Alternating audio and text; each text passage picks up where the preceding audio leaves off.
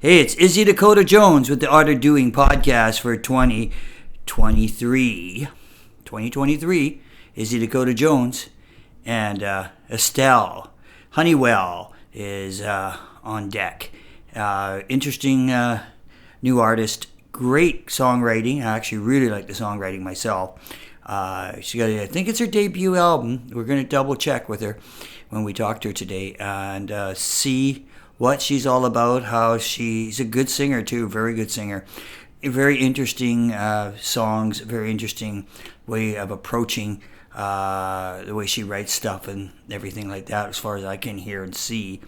I would like to get a little more information on this new artist and find out what she's all about. We'll be talking to Estelle real soon. Hang in there.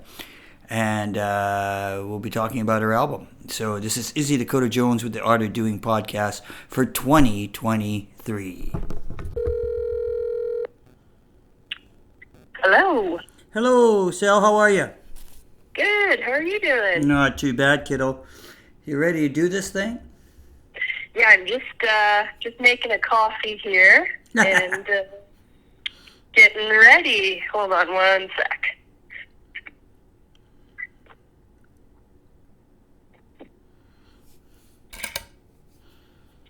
All right, can you hear me pretty well? I can hear you really good. Yeah, we're ready to roll. I'm going to start rolling right now. Okay, Estelle, how are you? I'm doing pretty well. I did have a little bonk on the head yesterday. No. Oh no. Yeah, but other than that, I'm feeling pretty good. Good stuff. So, hey, I listened to your album. Is this your first CD? It is, yeah. Yeah, so it's your debut CD. Interesting. It sure is. Yeah, and you know what? It's pretty damn good. You did a really good job for your first time, right? It's really. Thank you, Joe. Yeah, I know you did. And I'm songwriting. Let me talk to you about your songwriting because your songwriting is pretty good. So Okay.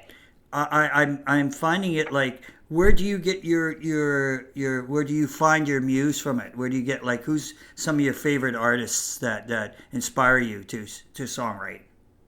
Oh man, so many different genres. Both my parents are musicians, Okay. so I grew up, getting exposed to like a bunch of different stuff. My mom is like jazz trained, so she's a tenor sax player. So I was always listening to really kind of out there stuff with her. And then my dad is like a blues and rock kind of dude. But pretty different inspiration sources. But I don't know. I guess like writing music for me, I'm never really trying to copy what someone else is doing. It's kind of just like a way to get my feelings out of my body. Yeah, Usually exactly. challenging It's your form of expression, right? Yeah, exactly. Yeah. So just when I hear it, I do hear all that kind of, I hear like a jazzy blues influence. I hear a little bit of folk. I hear a little bit. I hear very. My thought is some of it is, and this is a good thing. It's kind of like a Pink Floyd spacey kind of psychedelic sound too, right? At the same time. Wow, that's a huge compliment. Thank you. Yeah, it actually sounds a lot like that because when you listen to the songs, like the songs kind of take you off into different, different thoughts in your head, right? And emotions. I was just driving in my car and listening to the CD, and I started thinking, well, this is very cool, this one here, and like Basement is a very cool song, right? Yeah, the key change, the time changes is kind of random. It's kind of interesting. I didn't think you were gonna go there, with it, and then all of a sudden, yeah, you time changed it up, and it was really cool. It was kind of like, wow, okay, that's kind of different. That's right out of left field, right? So that was Cool. That's very cool, and so that song is really cool. I mean, I liked every song I heard. The laundry song, that was great too. That's like the Beatles, like a Beatles version of "Day in a Life." Have you heard "Day in a Life" by the Beatles? Yeah, that's a great tune. Yeah, and it sort of reminds me of that, where you're kind of like, you're just going through the day, right? And this is all your, Yeah. And that's all your thoughts, right? Yeah, that was born out of like a very present moment. I was living on Quadra Island as a sea kayak guide. That kind of used to be my gig for a little while, sea kayak guiding, and pretty intense. You go on these like expeditions and you come back, and sometimes you only have one day in between trips to get your laundry done and stuff. And it's really just a time you're not talking to anyone, just at your campsite or whatever. And yeah, so I was just sitting there watching my laundry dry, just feeling so grateful to have some time by myself. It was awesome. Yeah, some downtime. Yeah. Yeah, Yeah, exactly. yeah. And I like that song a lot too. And I mean, like I said, I liked all of them. How does your writing process go? So do you write like? How do you sit down and do it? Does it just come to you when you feel like there's an emotion, some emotions coming up, and how do you do that? What like the standard questions, like say for instance, what comes first, the music or the lyrics? Yeah, well, usually it's kind of at the same time. Yeah, that's good. That's really good. Yeah. I'll sit down with my guitar. I guess technically the music will come first a little bit. Like I'll be playing around with a little pattern, like a little chord pattern or a little sort of finger picking thing. And usually, like, I'm not doing things that are too complex. I just kind of like find something that I can repeat over and over again and not think about. And then once I've like gotten to that spot where I'm not thinking about what I'm doing in terms of the music, then I just like try and channel. So I'm not really like, I'll probably like channel a few things, and then I'll get my pen and paper out if I like what I'm like kind of coming up with. But it is kind of simultaneous. Right on. So it's that's what I thought. It's kind of spontaneous, and it just grows from there, right? Exactly. Yeah. Interesting. So so also I was going to ask you too, like how much gigging have you done? How much playing live have you done too? Have you done a lot of that? In the past year, I've been doing a lot more of that. Yeah, because COVID's kind of over, so it's easier to get out there and do it, right? Exactly. Yeah, I was always like quite shy, especially growing up in such a musical family. I was always comparing myself. All my cousins play, like everyone in my family writes songs and stuff. So I was a little bit shy. But yeah, actually, I moved to the Sunshine Coast last summer and got one gig, and then got a pretty good reception out of that, and then got another gig, and all these opportunities just sort of started to present themselves. Yeah. And then I started playing with a band for the first time. That was a very cool moment to have like a proper band behind me and stuff like that. Yeah. My pal Malcolm, who helped me record the record, originally I was just going to do like a sort of a 3-song kind of solo EP. Yeah, like an EP, Yeah, just a tiny little guy.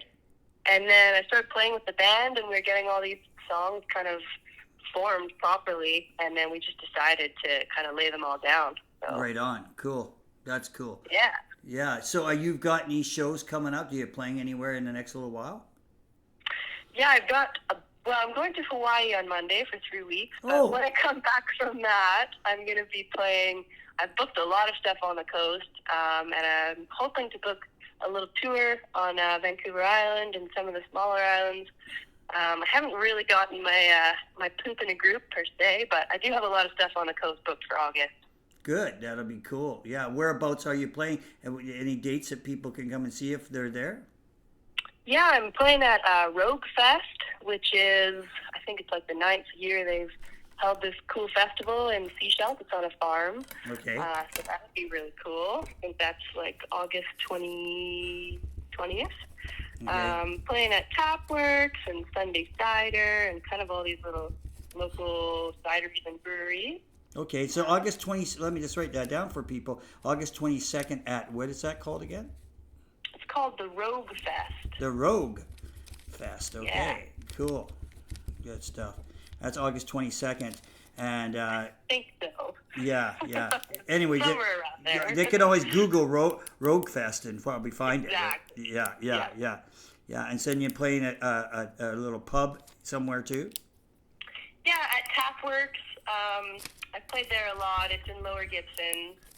Okay, yes. Yeah, just I don't have much stuff. Like I've been trying to play in Vancouver since I'm here for school, and I've reached out to a few places. But I don't have too many connections here, and I've found it actually a little bit gatekeepy. I've been having a hard time getting gigs in town here. Well, you know what? You know what I'll Working do on is that. you know what I'll do. I'll you can do some shows with us if you want. Okay, Yeah, cool. yeah, we got some places we play locally. You know, like we play the Princeton pub. You know, and you can play the Princeton pub with us. And Nice. yeah, The there's a few Princeton places Suite. like that, and you know, I'll help you out, hook you up with some places that we're playing, and you can open up for us and stuff and play some shows with us. That would be fun. We usually do like three artist shows, so we have like three artists. Nice. Yeah, and so that would help you get some people too. You know. For sure. Yeah, That's yeah. great. Thanks. Yeah, you're welcome. You're welcome because I like what you're doing. I think it's not just saying it. I really think it's pretty inspiring music for, you know, for your first try at it, kick the can. I thought you're doing really well. Are you doing anything with like, do you got it on like Spotify or do you got anything where people could actually download it and stuff? Or, Yep. Yeah, it's all on the streaming platforms or whatever people call those. Bandcamp, Spotify, right Apple on. Yeah. Music, stuff Good. like that. Good. Yeah. And I do have those CDs too. Right on. Right on. Have you ever got any streaming airplay yet with it? Yeah, the Co-op Radio up at UBC, they played a couple of my songs a Cool. couple weeks back, which was cool. That was the first time I was on the radio, which felt pretty surreal. Yeah, it is, isn't it? You know, I'll give you a company that we use also in the U.S. and Okay. and it costs a few dollars, but they'll spin it on radio stations like in New York and in you know places like Los Angeles and Phoenix, Arizona, all over the place, right? Oh, very cool. Yeah, they get about like six. They'll give you like six stations for like about 180 bucks, $160 US. Whoa, cool. But you get 2 weeks of spinning, and what happens is they'll tell you where your numbers are at too. So like you get like 300 spins, you know that's you're doing pretty good, right? You know that's a good thing, right? So Very cool. you send your CD into them, and they'll pick a song, and for that they think that they'll be able to push, right? And it's a cool little thing because then you get to see people get to hear you in other places other than just say here in For Canada. sure. Yeah, in Canada too, right? Yeah, sometimes I get a bit lost in like knowing kind of who to send it to or you Yeah. know what the mood is. There's so many different things to do, and I definitely appreciate guidance. Yeah, I'll help you do that. I'll get you the connection, the phone numbers and emails for that, and you can talk to these people, and you know there's lots of ways to do it, right? You know, also and get it out there just for people, so then you don't have to do all that hard work, right? Except for Yeah, it's you know, a lot of work. yeah, it's a lot of work, right? After a while, right? After a while, Yeah. you want to spend more time actually doing the art instead of you know Exactly. doing all the legwork, right? All the time, right? Yeah, totally. Yeah, industry. Okay, so you're gonna get out and start doing some gigging, and you got some shows for the summer, and stuff like that. And are you still writing right now? Are you in the process of writing still again more stuff? Oh yeah, I'm always writing something. Actually, the songs on the record, those are pretty old songs. Right. Yeah, those are like probably from at the farthest like 7 years ago. So I'm always writing something. There's always something going on in my brain that I'm trying to channel into music. I've got so many songs. Oh, I bet you do just because of like you said, your family's very musical too. So like it's just like Mhm. ongoing, right? All the time, right? It is ongoing. It's kind of like therapy, you know? Yeah, it is. It is a form of therapy because you're getting you know you don't have to keep all those feelings and those emotions bottled up, right? Exactly. Yeah. That's the way to do it. Yeah. Very cool. Very cool. Alrighty. And so that's what you're up to now, and you got some festivals and stuff, and you got your album out there. Another song I really liked off the album was I like these two too, "Guilty Pleasure" and "One Too Many." That was pretty cool too. Mm, cool. Yeah, it's interesting because, yeah, it was all done on an 8-track. Really?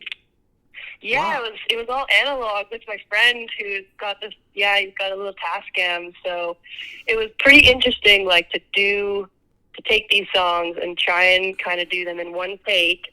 And most of them were in one take, and most of the vocals were my first take.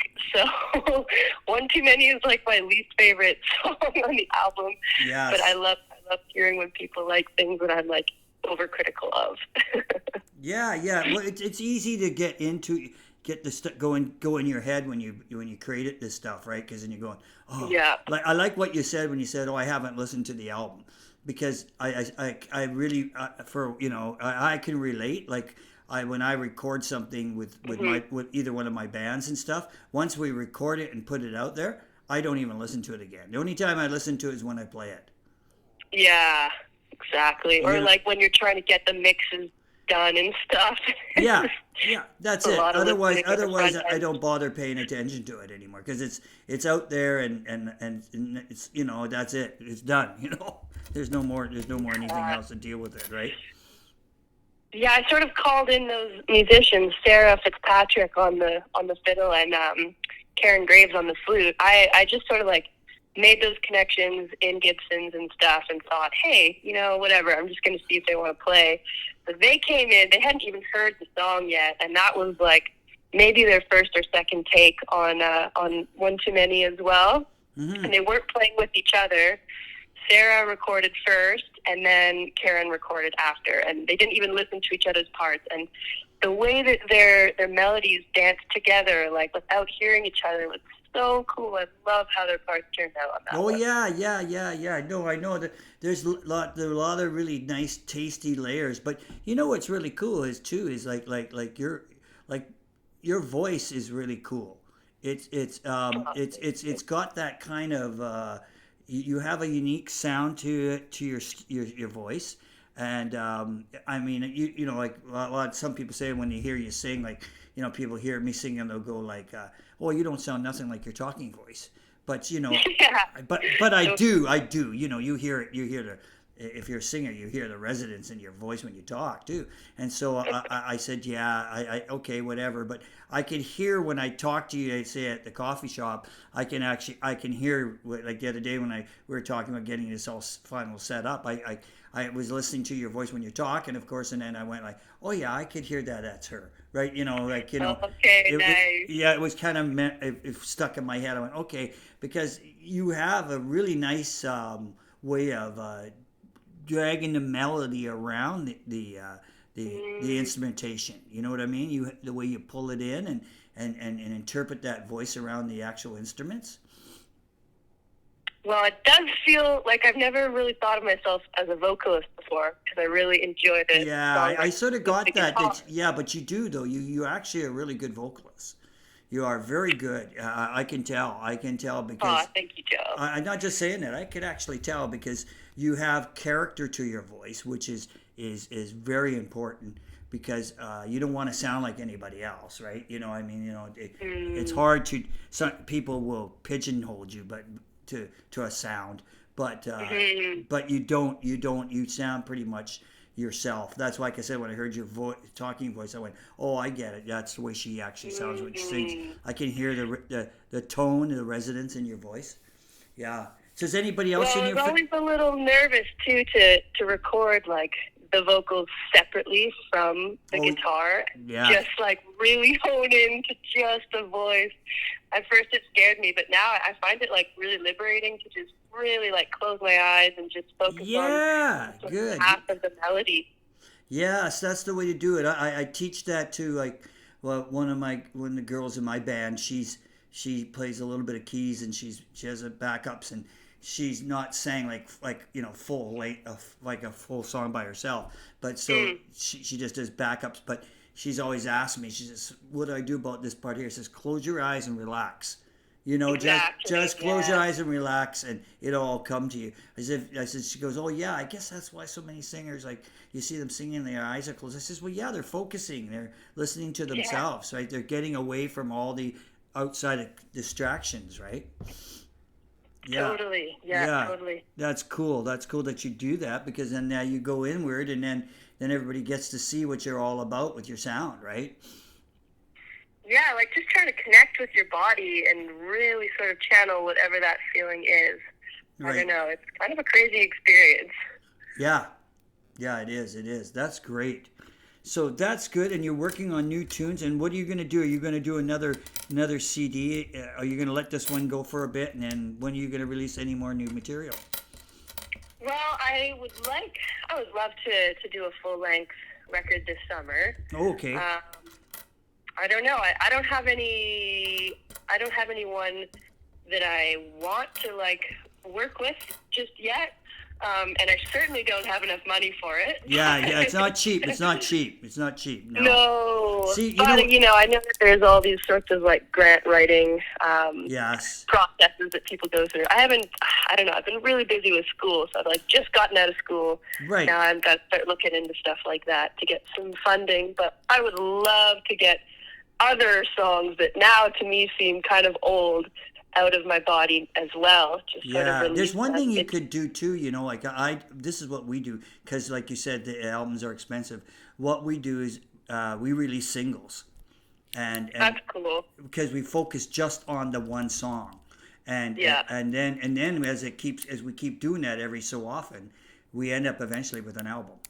So that's one way we do it. That way we say we don't spend all that cost at once, right? So that's how we've been doing it. Yeah. Yeah. That's cool because I don't know. I feel like it was cool to get a bunch of songs together and think of a theme and It connect, is. It's a very connect cool to the idea. story. Yes. But I feel like maybe just working on a single, you can really pour all your energy into making that tune the Yes. best it can be. Yeah, that's what we found when we used to do whole albums like 4 or 5 years, maybe 6 years ago with a couple of the projects. What I found was that there were some songs that got more done than others, and so I felt sometimes that some songs got cheated, on the album, and so I just went to singles for financial reasons. But I noticed when we did that, some of the producers we work with, and now the producer we work with, a guy called Bill Buckingham, and he's recorded a lot of people. Bill's recorded people like, who can I say, like people like I'm trying to remember her name, Levine, Alvin Levine, Sarah McLachlan, and people like that, right? Wow. And so when we go and work with him and we do singles and stuff, it just makes it like the single gets that much more attention. You know what I mean? We put that much more on that one song. So when we come out, you go, yeah, that's pretty good. I don't think we could have done much more with that. Or we go, oh, gee, we could have done this or that. You can always go back in there and fix it, right? To where you think, if you think you need to. Do you find that, like, if you're just focusing on one song, do you ever tend to like overdo it or No, I don't. No, I don't think so because you when you're working with a producer like that, the producer will basically tell you like hey, Kay, I think we're going too far here, or we need to stop. Because when we're working with Bill will tell us like he will turn around and say, okay, we got too much here, and do that. So when he does the final mix, like when you get with a producer like that, you let him mix it, right? And then he sends it back to you, and then you listen and you say, well, we could do this, we could do that, and he'll go back in and he'll interpret what you said and change it. It might not be exactly how you wanted it, but because his interpretation might be a little bit different, but it'll be closer to it. You know what I mean? Like when I go in and sing with him, he might say, okay, I want you to hit this note like this and do this like that, and I'll go like, yeah, I don't know if I can do that, and I'll do it. I'll hit something, but it won't be just what he wants. But what it is, he's such a really good producer that he knows that's how I sound. So he won't change what I've done or try to get me to nail exactly like what he wants. He just tries to get me to get close to it, so that at the same time he gets me, but at the same time he gets a result that is something different from what I originally tried to do, right? Yeah. That's very cool to work with a producer who knows. Yeah, it's a good experience because it takes you outside of yourself, and you learn to let your ego go, right? Because Yeah. Some people have problems with that. Like, I've had people come in the studio and play, say, a drummer or two. One drummer came in once and he had his double kick going, and they all took some of the kick out in certain areas, and he was really upset. He says, "Who's Bill to do that to me?" And I says, "Well, he's produced this person, that person, this person, this person." And I said, he's won gold, and he's won gold records for this artist, that artist, and then all of a sudden he goes, "Oh, I didn't know that," right? And I just said, so I says, I think he's earned his stripes to be able to. Yeah, you gotta trust. Yeah, you got to put some trust into it. Like, it's not going to come out exactly the way you want it, right? All the time, right? Sometimes it will. Yeah. But yeah, there's something to be said about doing singles, but there's also something to do, like you said, to doing albums too. Yeah, especially I'm thinking about making like a sort of a concept album around the ocean, because I have so many songs in my backlogs here that have to do with the ocean. So I was thinking of putting together like a kind of a cool concept album, but I don't think I have the money for that. So maybe I should just work on a single or two this summer instead, just for fun, just kind of see what I can create in that way. Yeah, well, that's a real good idea, because then you're just taking the experience that you want and creating it and building it slowly. Your vision will come out as you keep going, right? That's one. Yeah. That's one way to do it, right? True. Yeah, you just take your time and build it. I know, again, then as you're building it, you'll see it coming to fruition, right? Because basically, when you write, I find when we're writing, there's a basic theme around where we're going with the music in both bands. Sometimes that theme changes as we're going along a little bit, but I think that's part of that's organic, right? Yeah, that's part of the process for sure. I love that. I love how it changes. Yeah, I know. It's interesting. And like you said, you got some new songs that you're going to release, and I mean, new idea that you want to work on. I think that's great if you have a theme around the ocean, especially on the West Coast here, right? Yeah, totally. It's definitely in my blood. Definitely inspires a lot of my music, for sure. Yeah. Good stuff. And so that you'll be writing, creating new concepts this summer, and getting out and doing some gigging. That's fine. You should try to get some gigs over in Hawaii while you're there. Bring your guitar. Yeah, I'm bringing my ukulele. I know that there's a couple of good open mics around the Big Island and stuff like that. So I'm excited to make some connections and see what other people are playing over there too. Well, yeah, there's lots of you'll find the open mics and stuff over there would be lots of fun, right? Yeah, bring a couple CDs with me. You never know. That's right. Bring some CDs with you. Have some fun. Yeah. Well, it's been great talking to you. And I will be in touch with you when you get back. We'll hook up and see if we can get some gigs for you. You can do some shows with us, right? When you're around, right? That would be very, very fun. Yeah, get you out there and playing locally and get some stuff going down. Yeah, just connect with people around town here, around the neighborhood. I know there's so many musicians in East Van. I swear, there's so many musicians that come into the Bean too. Yeah, there you go.